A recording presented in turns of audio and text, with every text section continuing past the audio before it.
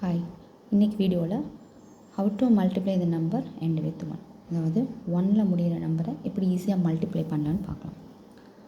21, 31 multiply பண்ணிக்கணும்.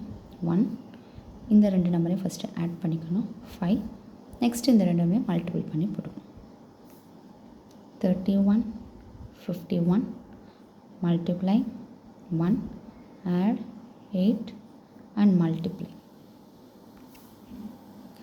41, 61 1 பாருங்கள், இதை ஆட் பண்ணும்போது சிங்கிள் டிஜிட் வந்தால் அப்படியே போட்டுக்கலாம். 2 டிஜிட் வந்தால் மல்டிபிள் பண்ணி வர நம்பரை கீழே போடும். 1052. 91, 71 மல்டிபிள் 1 ஆட் பண்ணால் 16.